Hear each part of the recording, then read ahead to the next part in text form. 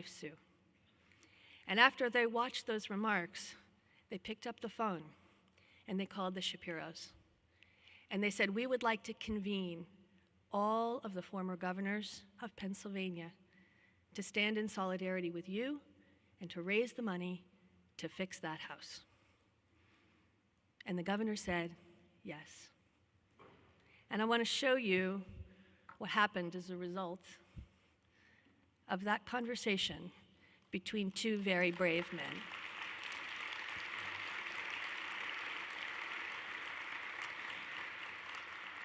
For those of you who are not familiar with Pennsylvania politics, you may not realize all of the people in that photograph, but they are the family of Governor Thornburgh, the family of Governor Casey, Governor Ridge, Governor Schweiker, Governor Rendell, Governor Corbett, Governor Wolf. Every living governor and the children of those governors who have passed in the Commonwealth of Pennsylvania since 1976, almost half a century. And every single one of those people and their families stepped up and said yes, and were there. And people from across the Commonwealth contributed money, sums large and small, to fix that house, because it's the people's house. And it is a house where men and women and children who have devoted themselves to the sacrifice of public service have slept. And it was such a privilege to stand in that room and to see this. And you may not have seen this picture before, because this wasn't a performative act. This wasn't a photo op. This was real, live men, women, and children coming together to support this family who had been attacked. And I don't have to tell you what parties all these governors were from, because it didn't matter. They were there to support this family. And so when we come to Eradicate Hate, and we say it takes one person to pick up the phone, another person to say yes, these two men embodied the best of what we are, and these men and women in this picture embody the best of what we are. And they stood up and they did it. They've already done it. So when we as a country search for whether we can do it, we've already done it. We know how to do it.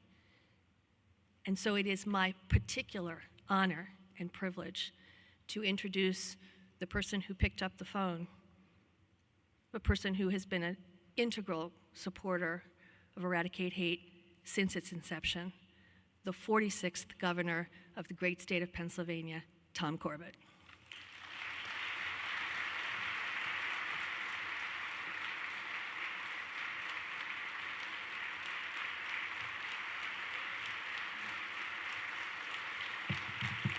Good morning. Good morning. Oh, yes, you are out there. Well, I want to thank you all for being here and welcome you to Pittsburgh. As a former governor of Pennsylvania, and I always love to welcome everybody to Pittsburgh. And thank you for attending what is a very important conference. Throughout my career, I have seen, unfortunately, too many acts of hate-fueled violence.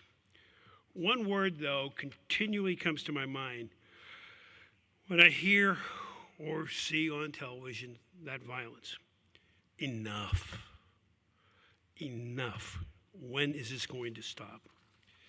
Preventing hate-fueled violence is not a partisan issue. It is one that requires all of us around this country and around the world to work together. And events such as Eradicate Hate show that there is a real desire to forge a lasting change. Progress is possible if we do come together. As a former governor, but more importantly, as a citizen, a husband, a father, and a grandfather of 6, I want to thank you again for your efforts over these last 5 years to educate in the ways of addressing and hopefully preventing that violence. Unfortunately, though, as we have seen in Utah and in Harrisburg, much more work is still ahead of us. I am a lifelong Republican, and our keynote speaker is a lifelong Democrat. We have both traveled a similar political path. And I'm pretty sure there are many issues which we agree on and disagree on. But clearly, efforts to end hate-fueled violence is one upon which we both strongly agree. Ladies and gentlemen, the 48th Governor of the Commonwealth of Pennsylvania, Josh Shapiro.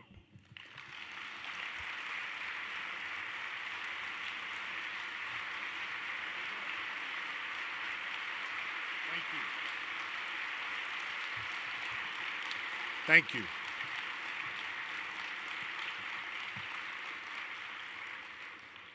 Let me begin by thanking my friend, Governor Corbett.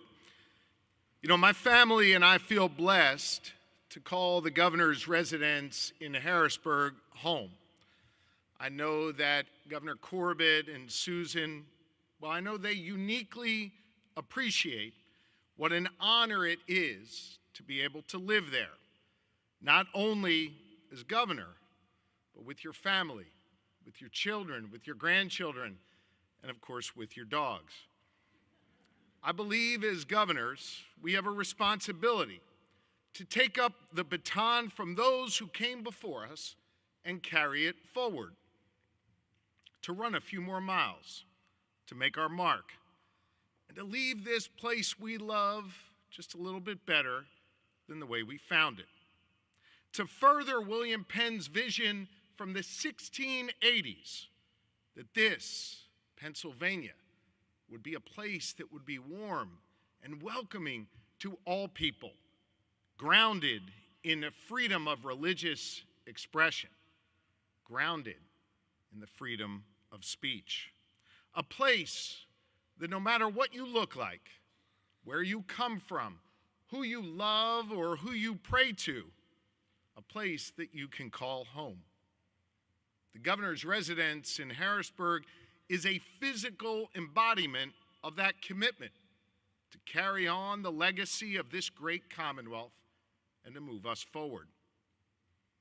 But on the night of April 13th, that governor's residence came under attack, as did our family. I woke up to a bang on the door. It was a state trooper telling us that there was a fire and we needed to evacuate immediately. Lori and I got up, grabbed our children, our dogs, our cousins, and all the nieces and nephews who were there and made our way out to safety. We ran out of the home as first responders ran in.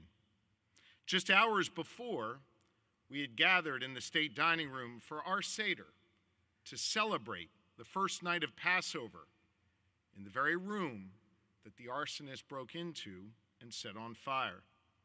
It was there that he launched Molotov cocktails and made his way through the governor's residence wielding a metal hammer that he later confessed he was going to use to kill me when he found me.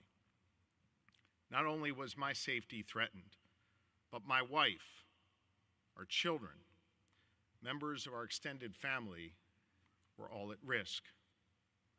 I thank God every day that we were able to evacuate safely, that no one was physically injured, or worse yet, killed, that all the staff who worked at the residence, the brave police and firefighters and first responders who ran toward danger were okay. But understand, that doesn't mean that the attack hasn't left emotional scars.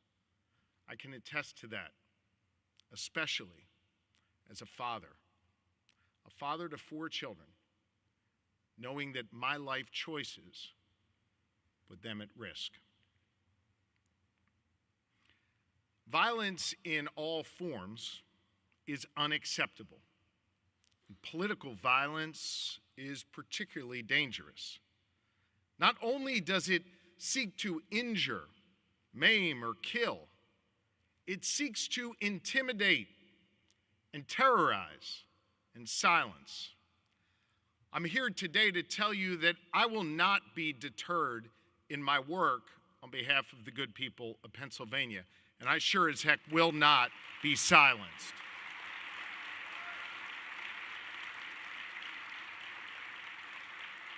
But understand that political violence doesn't only affect those who are directly targeted or their loved ones.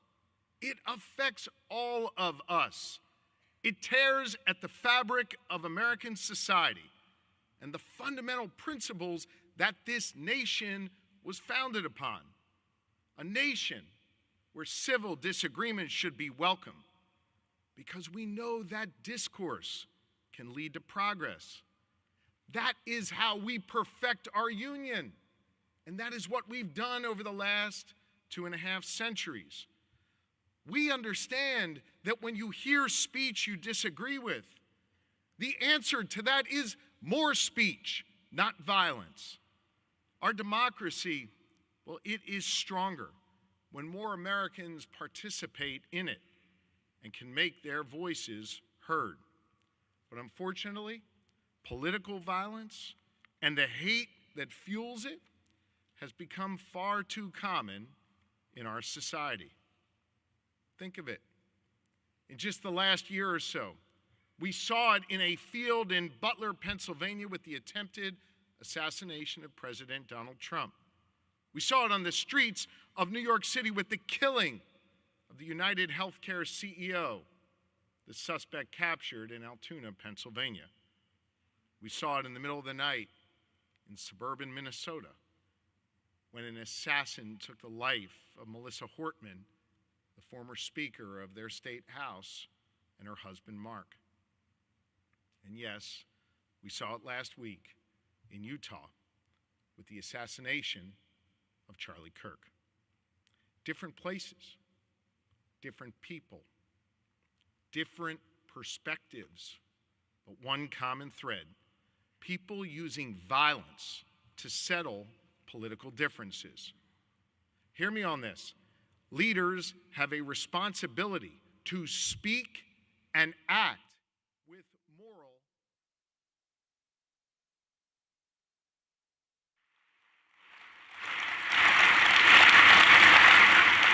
And as I have made clear, each and every time, this type of violence has no place in our society, regardless of what motivates it or who pulls the trigger, who throws the Molotov cocktail, or who wields the weapon. It doesn't matter if it's coming from one side or from the other, directed at one party or another, one person or another. It is all wrong, and it makes us all less safe.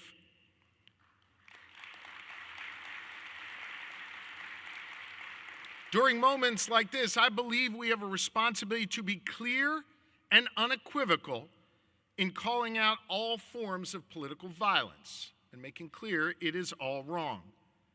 That shouldn't be hard to do. Unfortunately, some, from the dark corners of the internet all the way to the Oval Office, want to cherry pick which instances of political violence they want to condemn. Listen, doing that only further divides us, and it makes it harder to heal.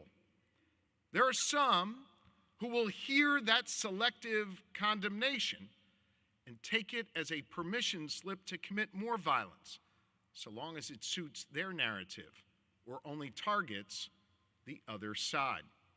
Sadly, we've even seen some on the internet openly celebrate political violence or issue calls for revenge in the wake of it.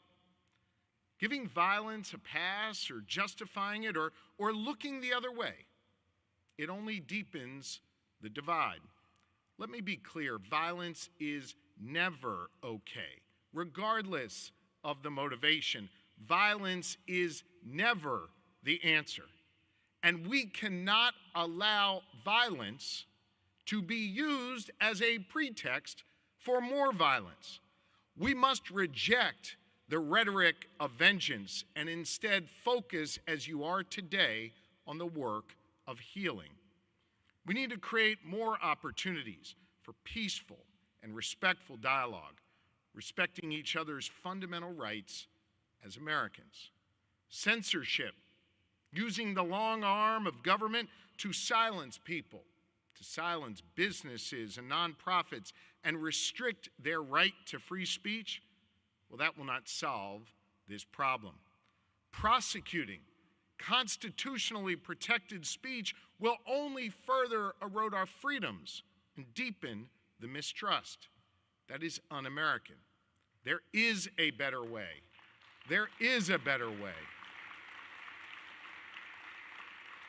And that better way is the Pennsylvania way. In Pennsylvania, we have shown a path forward. This gathering is an example of that. After the attack on the governor's residence, I want you to know our family was lifted up by the prayers and blessings and messages of support that we received in the wake of that traumatic event. Those prayers wrapped around us and protected us. I am a prayerful person. I pray every day. But I can tell you, I never felt the strength of other people's prayers being put on me until that moment. Every living former governor and first family reached out to express their horror, to check in on us, to pray for us, and to ask what they could do for us.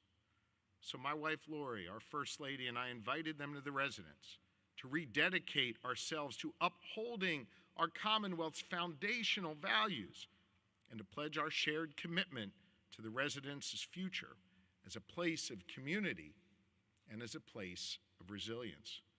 Governors Wolf and Corbett, Rendell, Schweiker, and Ridge, they were all there with our former First Ladies, as were members of the Thornburg and Casey families. You know who else was there? Laura Ellsworth was there, the co-founder of this summit.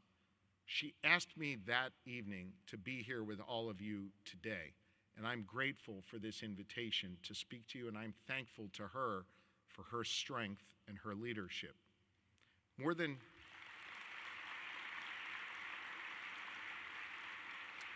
a half of century of Pennsylvania leadership was represented in that photo you saw earlier, was represented on that day.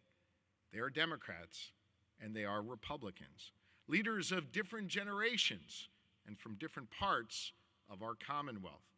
But they were united in speaking and acting with moral clarity, making clear that hatred and violence has no place here in Pennsylvania.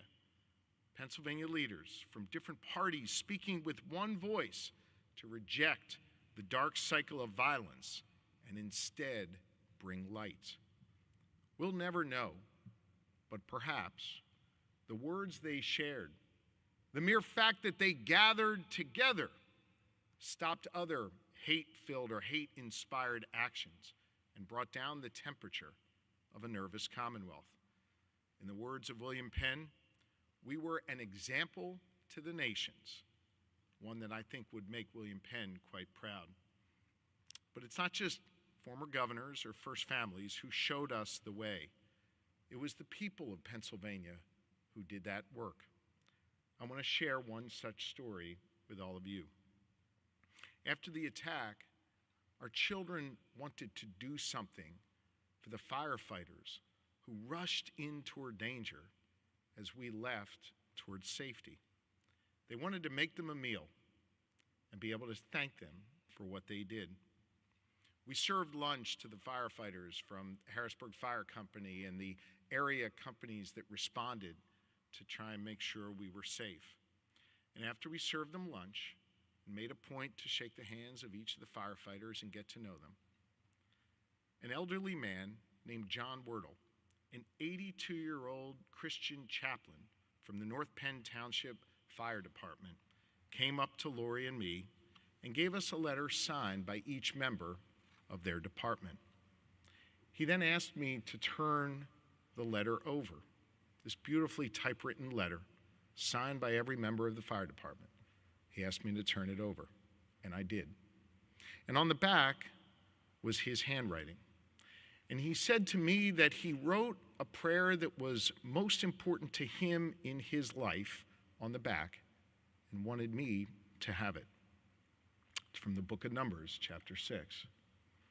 "The Lord bless you and keep you," he wrote. "The Lord make his face shine upon you and be gracious to you. The Lord turn his face toward you and give you peace." I wept when I read that prayer that he wrote. I called Lori over, and we embraced this 82-year-old chaplain.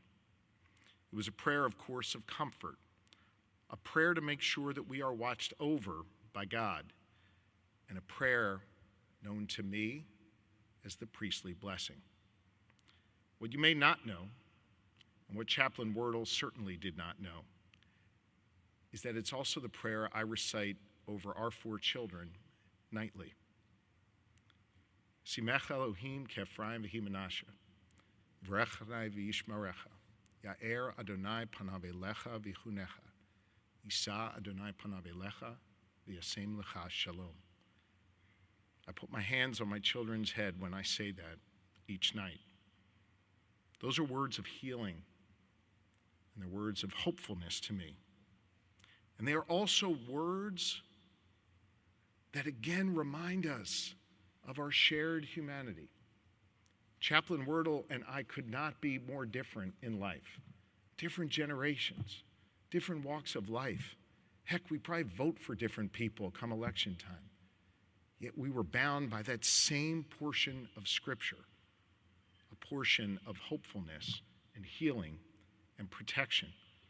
It's a recognition that there is more that binds us together than divides us as Americans, no matter what those who stoke division would want to have us believe. Words are important, but we also need action, and I know you know that. It's one of the principal reasons why you're here today. We need to make sure people are safe here in Pennsylvania and all across America, safe to exercise their fundamental rights and freedoms, whether they're debating on a college campus, praying at a synagogue or church, or spending time at home with loved ones. We've done a lot of that work in my administration, helping fund more than 1,500 more police officers across our Commonwealth, driving out $15 million to churches and synagogues and mosques and other nonprofits to keep them and their members safe. Hiring more cops and strengthening our buildings, it helps, but it's not the whole solution. We have to do more. We need to address the hate that is spreading online and give our children the tools to be able to address it.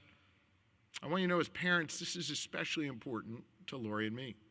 In fact, Lori had the idea of asking the Pennsylvania Department of Education to create a digital literacy toolkit that teachers and parents can use to help our children navigate online. I don't care whether our kids take a position on the political left or on the political right, but I do care that they're able to discern fact from fiction online.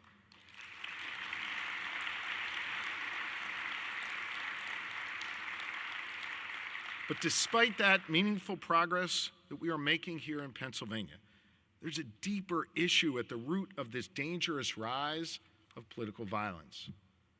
Too many people don't believe that our institutions and the people in them can solve problems anymore. They feel alone, ignored, shut out by a government that isn't working for them. This is particularly true of younger Americans. They feel unseen. They feel unheard. They feel unheard in the halls of government. They feel unheard in our elections, in the media, in our nonprofits, our businesses, and within the law. Frustrated by a lack of progress and consumed by this feeling of hopelessness, they find refuge, often in the dark corners of the internet where righteous frustration is taken advantage of and used to foment hate. It leads to a belief among some that the only way they can address their problems is through violence. They find online those who glorify violence and urge it on. What starts with cowardice keystrokes too often ends up with a trigger being pulled in our communities. That is dangerous for our democracy, and we need to turn the tide. This conference helps. The work you do matters. I so appreciate people like Laura and my friend Chancellor Mark Nordenberg, who do this work not just during a conference, but every single day of the year. I think it is also important to note that it requires us to make sure that those governmental institutions, well, that people feel that they are being responded to, that their real problems and their real frustrations are being addressed, and that they see a government that is working to solve the real challenges that they face. As leaders in this Commonwealth and across the country, I think we need to listen more, and we need to act faster. We must get stuff done and restore people's faith that government can be a force for good in their lives. That's what we're trying to do here in Pennsylvania. Let me just give you a few concrete examples. Follow me on this. We're processing permits and licenses faster than ever before. We're getting people answers quicker. We're making historic investments in education. We're delivering free breakfast so kids don't have to learn on empty stomachs, delivering mental health supports for our school children. We're giving kids access to VOTEC classes at a rate never seen before. We're creating economic opportunity on our main streets all the way out to our farmlands. We're building a government that works for Pennsylvanians and gets stuff done. I think this is part of the critical work we need to do right now to show that it can work. Now listen, I realize getting your permit isn't going to end violence, but hear me on this. Maybe, just maybe, for the one time that person, that small business owner, that individual needs their government, that one time they get an answer, and it's quick, and it's what they were looking for, and they walk away from that experience with just a little more faith that the system is there for them, that the system's not trying to hold them down, but actually is there to work for them. I think that's part of helping turn this tide, of repairing our institutions and showing that they can still work, that we can still get stuff done here in America. We can do big things. We can solve people's problems. We have to get stuff done. We have to be able to see our common humanity. We have to reject the forces that are trying to pull us apart in person and online.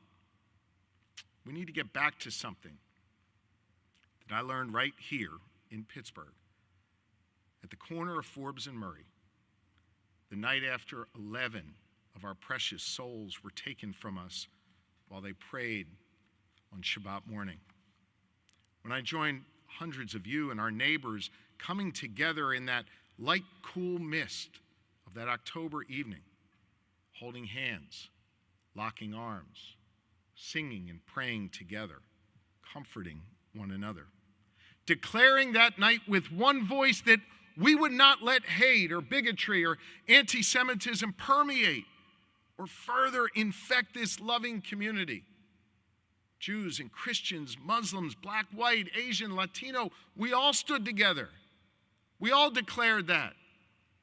A cross-section of the entire community was here, grieving together, but also finding strength in one another. It was the people here on those streets of Pittsburgh who proclaimed that night and continue to proclaim to this day that we are stronger than hate. We are stronger than hate.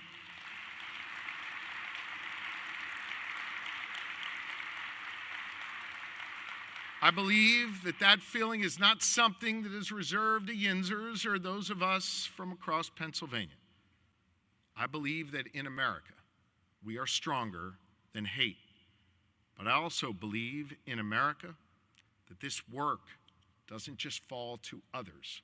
It falls to each and every one of us. I serve as your governor, and I'm committed to a life of public service because of how my family raised me and what my faith has taught me. My faith has taught me that no one is required to complete the task, but neither are we free to refrain from it. That means that each of us has a responsibility to get off the sidelines, get in the game, and do our part. I know you understand that.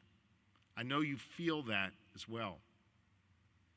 One of our former neighbors in this community understood it as well when Fred Rogers once famously said, "Look for the helpers." I look around this room and I see all of you, the ones who show up, the ones who speak up, and the ones who stand up to hate. You are showing all of us here in Pittsburgh, throughout Pennsylvania, and throughout the United States, you are showing us the way. You are those helpers that Mr. Rogers spoke about. And I know that working together, we're going to heal this nation. We're going to heal this world. We're going to address political violence. And I know that brighter days are ahead for our Commonwealth and our country, thanks to all of you. May God bless you, and may God bless this wonderful Commonwealth and country. Thank you very, very much. Thank you. Thank you. Thank you.